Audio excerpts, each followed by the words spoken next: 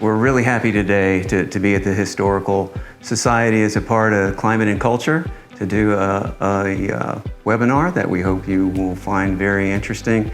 The Historical Society has been such a great partner with us, and sustainability is a part of our historical heritage, so we're really glad to be here. Well, just to give you a quick history of where the Historical Society, how they came about. Early in the early 1960s, there was a scathing letter in the local Delray Beach newspaper, headline saying, where is the record of Delray Beach history?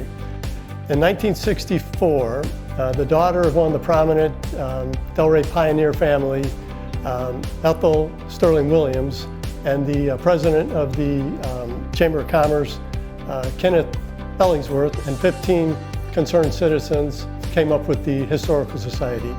And they really, realized that it was important for the early settlers, for themselves to preserve their history for future generations. And sustainability and history and culture really do combine together. There are all kinds of sustainability features that are built into the buildings and really worth coming to see. But today, we want to focus on the native plantings. Well, my background in native plants came from Miami, where I could walk to 7 different ecosystems where I used to work, and I would explain the native plants in their native habitat. As we came up with this thought in 2017, because we wanted to build a little oasis of green. We chose native plants because they're used to this heat. They're used to the salt water and the wind. It's really a great way to plant out your neighborhood. So hopefully we'll be able to show you as we go out the different designated areas, as well as some things that have just propagated all around the garden.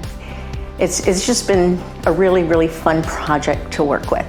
And as a part of the sustainability program, we're trying to encourage people to understand if you're living in South Florida, then the native vegetation is really a very, very important part, not just of the habitat, but also for sustainability purposes. The Historical Society has done a great job, and I'm really hopeful that we can have other people do that. I would really encourage it. It's very easy once it gets started. Well, I'm excited to head outside and actually take a look around the property and see some of the plants that are natives that are really great for planting in people's yards. So why don't we head out? So this is the shady hammock, the oak hammock. A lot of the plants planted here love the filtered light of the hammock. They'll grow taller to try to get to the sun. And then there's a lot of ground covers. This is a beautiful ironweed.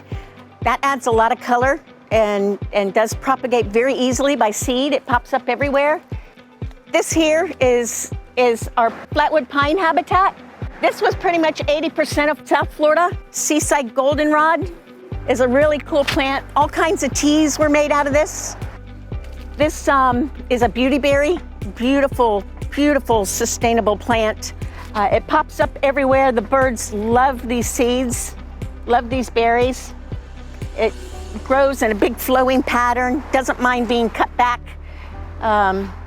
It's a great source of color in your garden and a great source for birds and butterflies and bees.